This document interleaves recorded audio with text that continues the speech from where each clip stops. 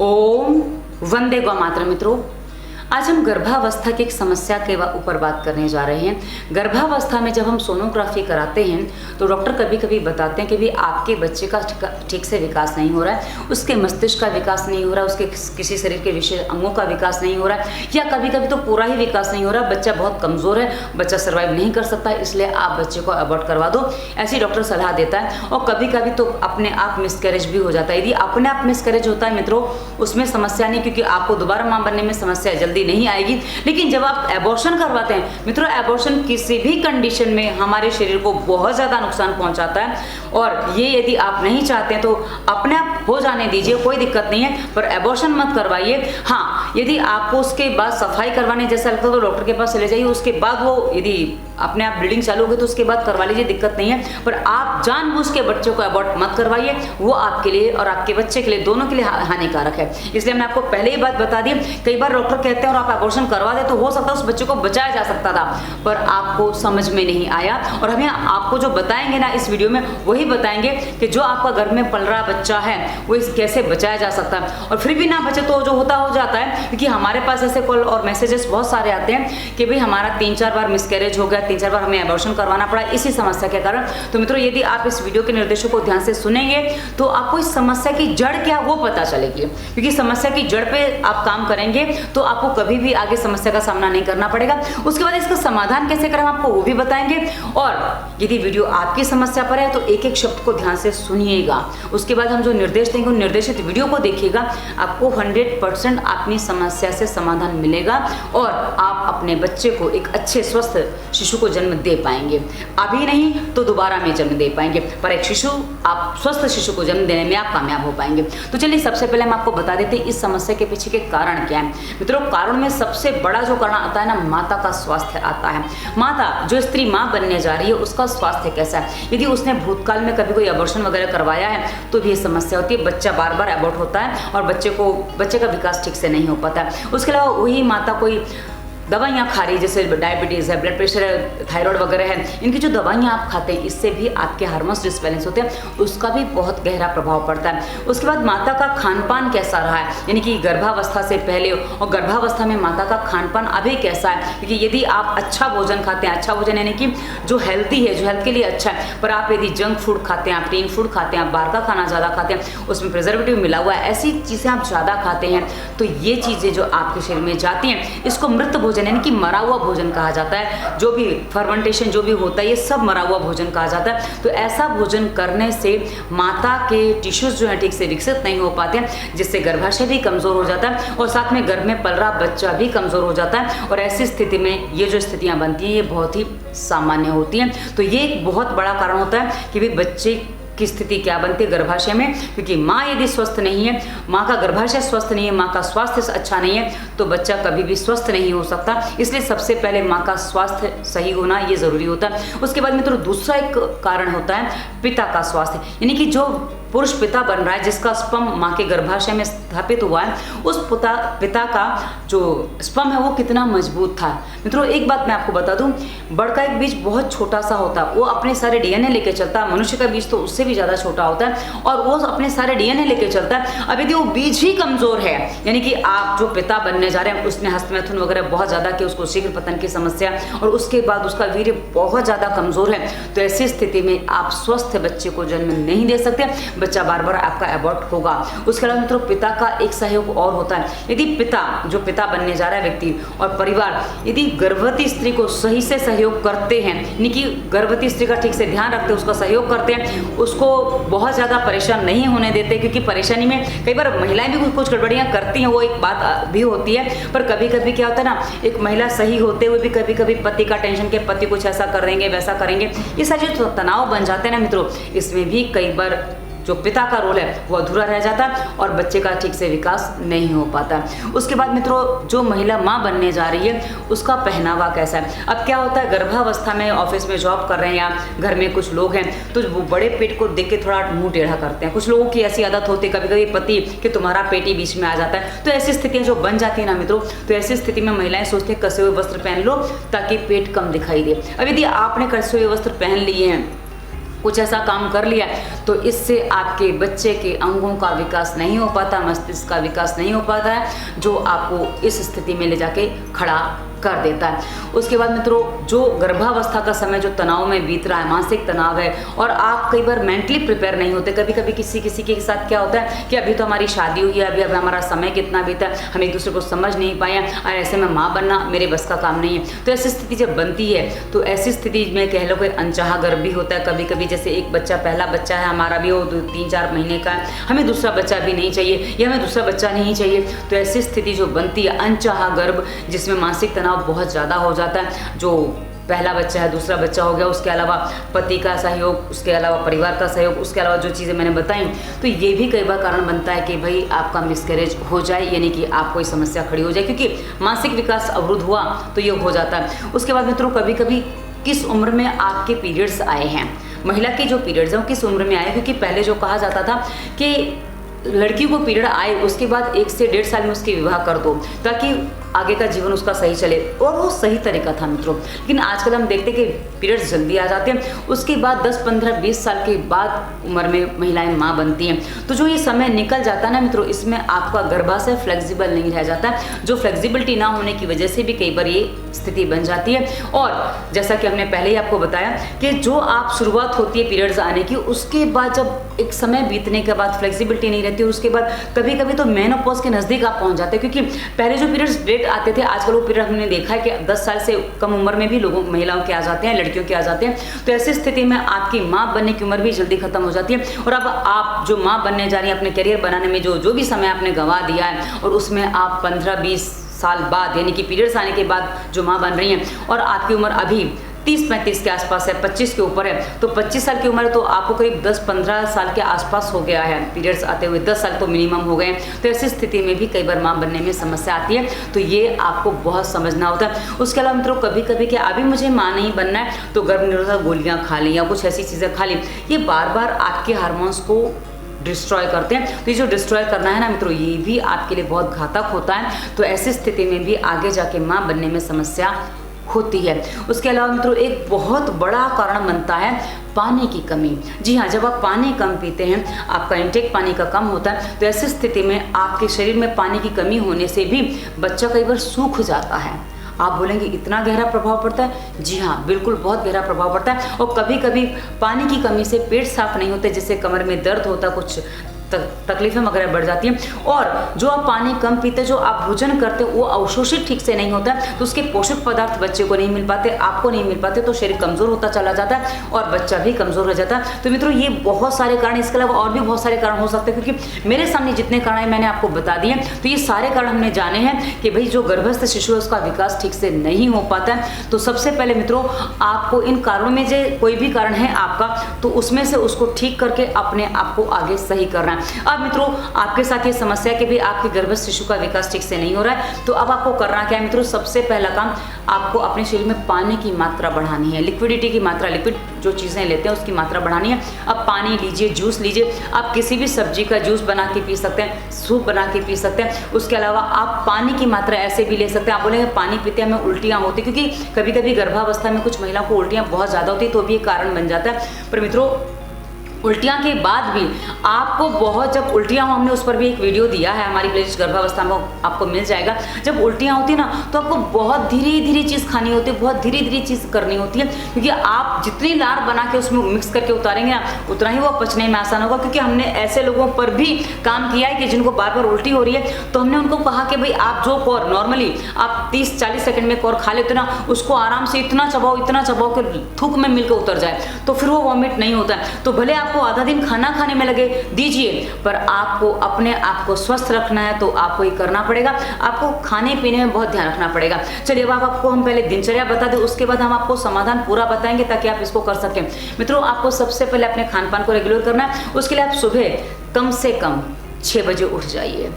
आपको थकान लगे इतना काम नहीं करना है, पर फिर भी आपको जल्दी उठना है। कम से कम 6 बजे मैं आपको कह रही हूँ, क्योंकि 6 बजे के बाद आप बिस्तर पे रहते हो तो पेट साफ होने में दिक्कत होती है, उसके बाद आपकी दिनचर्या पूरी डिस्टर्ब हो जाती है। तो आप सुबह उठ के हमारे वीडियो डिस्क्रिप्शन में स्वास्थ्य नियम प्लेलिस्ट दी है, उसमें पानी कैसे पीना, कितना पीना हमने बताया, उसको देखिए। आपको पानी सही करना, उसके बाद नाक में तेल या घी जो भी आपके पास उपलब्ध है, अगले वीडियो आपको मिल जाएंगे, नाक में घी तेल कैसे डालें उसको देखिए। ये 2 काम आपको करने, इससे आपके बॉडी में जो आपको घबराहट, वीकनेस जो जैसी समस्या आती ना, इन 2 का ही पालन करने से आपको काफी आराम मिल जाएगा। उसके बाद आपको खान पान में क्या चेंज करना है, यदि आपका सामर्थ्य है, आर्थिक सामर्थ्य है, तो अंजीर, मुनक्का, बादाम या रात को भिगा दीजिए, 3-4 अंजीर भिगा दीजिए, डिपेंड ऑन साइज के, साइज छोटी है तो 4 भिगा दीजिए, बड़ी है तो 3 भिगा दीजिए, और उसमें 5 से 21 मुनक्का भिगा सकते हैं साथ में, और आप 5 से 15 बादाम की गिरी भिगा दीजिए। इसको क्या करिए, इसको सुबह, उसके बाद रात को भिगा दीजिए, सुबह आपको इसको चबा चबा के खाना है, सुबह खूब चबा चबा के खाइए, ये आपके शरीर में काफी अच्छा काम करेगा। उसके अलावा आप जो भोजन बनाएंगे ना, वो भोजन आपको लोहे की कढ़ाई में बनाना है। अब लोहे की कढ़ाई में आप सब्जी बनाते हैं, कोई भी चीज बनाते हैं ना, आप उसको इसलिए बनाना है ताकि आपके शरीर में यदि खून की कमी है तो उसको पूरा कर देगा, आपको खून की कमी नहीं रहेगी। बस इतना ध्यान रखना है, लोहे की कढ़ाई में आप जो भोजन बनाएंगे, लोहे की कढ़ाई में आपको उसको छोड़ना नहीं है, बस बनाया, उसको पलट लिया, उसके बाद आप उसको लोहे की कढ़ाई को धो के रख दीजिए। और लोहे की कढ़ाई में भोजन बनाने से पहले लोहे की कढ़ाई को आप साफ करके फिर भोजन बनाएंगे, तो आपको लोहे के पूरे गुण आपको मिलेंगे और आपका स्वास्थ्य सही करने में आपकी पूरी सहायता करेगा।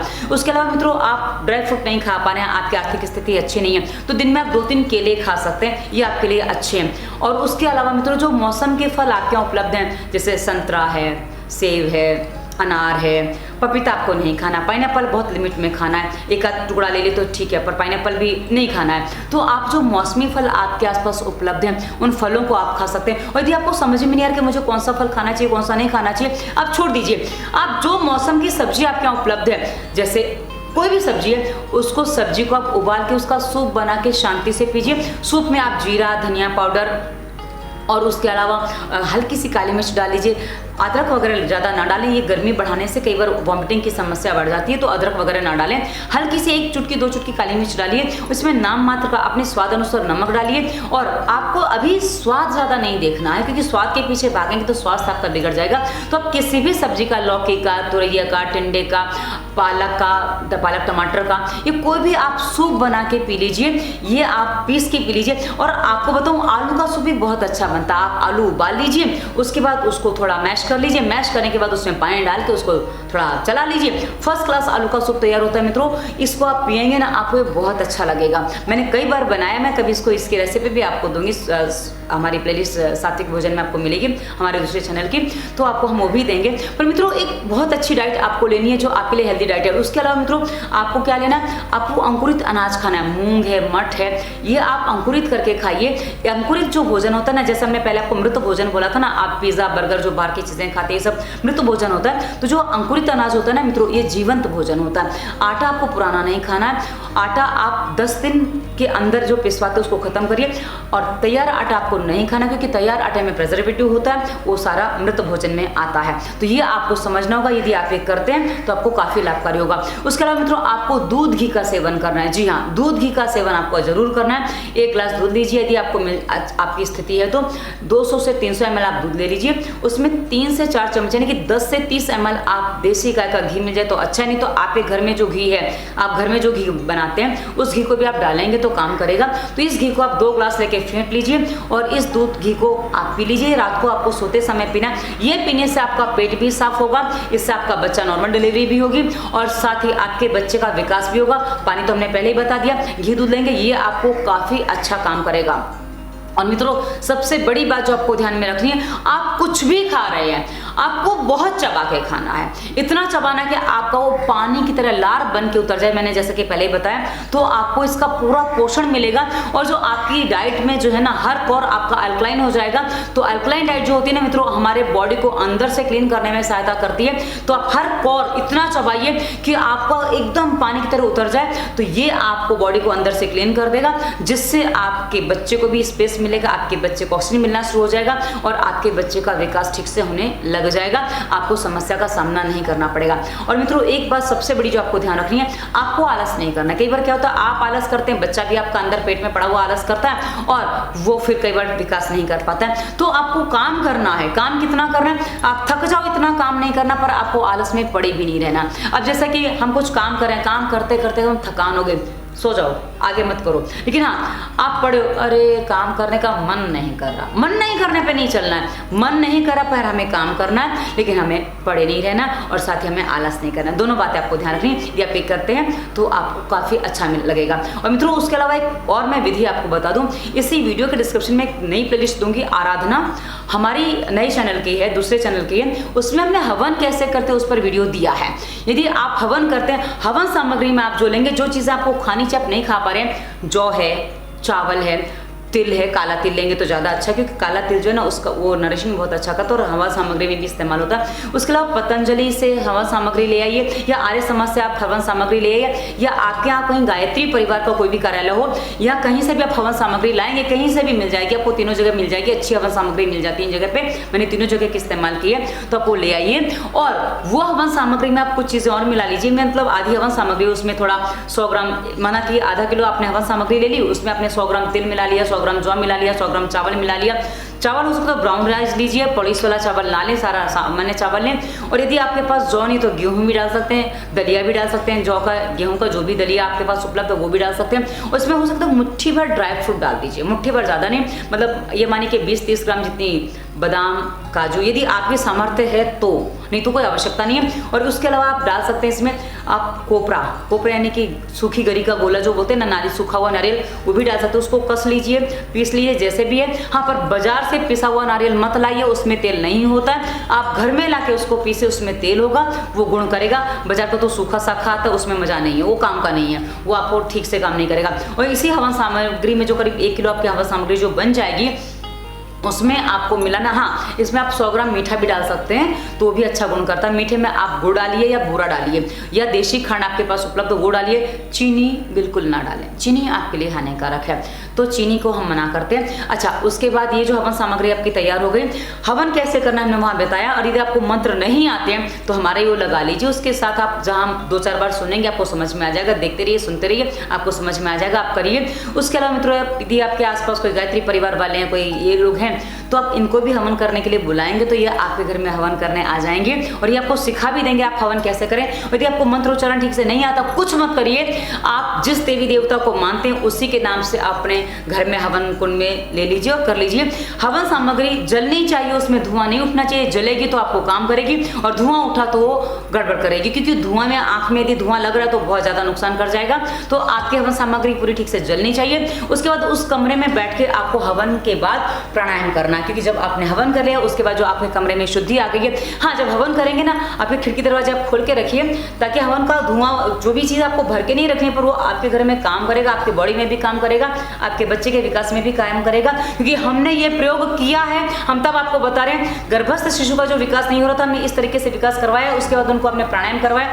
प्राणायाम में आपको क्या क्या प्राणायाम करने हैं, जो गर्भवती स्त्री हैं उनके पहले बता दूं, आपको भस्त्रिका करना है, अनुलोम विलोम करना है, उसके बाद आपको भ्रामरी, उद्गीत, उज्जाई करना है। अब उसके बाद साथ में हमने जो गर्भावस्था प्लेलिस्ट में व्यायाम बताया, वो भी व्यायाम आपको करें। व्यायाम हमने बहुत सिंपल बताया, आप करेंगे तो उससे आपके गर्भाशय में जो है ना वो हलचल रहेगी, क्योंकि आप आलस में जो आप पड़े रहे हैं उसके कारण आपके बच्चे को हलचल नहीं मिली है, आपके गर्भाशय को मूवमेंट नहीं मिले, क्योंकि आजकल का जीवन है, बैठा हुआ जीवन है, उसमें जो गर्भाशय मूवमेंट नहीं करता है, इससे उसमें फ्लेक्सिबिलिटी नहीं रहती है और ये सारी समस्याएं इस समस्या की जड़ हो जाती हैं। तो इसलिए आपको करना क्या है कि आपको इन सभी चीज़ों को समझना है और करेंगे। आप डेली 1 से 1.5 घंटा प्राणायाम करेंगे, आधा घंटा करीब आपका हवन में लगेगा, 15 से 20 मिनट हवन में लगेंगे। तो मित्रों, आपको डेली के करीब 2 घंटे का समय देना है, यदि आपको अपने बच्चे को वापस जो घर में पल रहा है उसको जिंदा रखना है, तो आपको रोज का 2 घंटे का समय देना। और आप 15 से 20 मिनट दिन में, बहुत से बहुत 15 से 20 दिन में आप देखेंगे, रिपोर्ट निकालेंगे, तो आपका रिपोर्ट वापस धीरे धीरे नॉर्मल आ जाएगा और आपका बच्चे का जो विकास रुक गया था वो वापस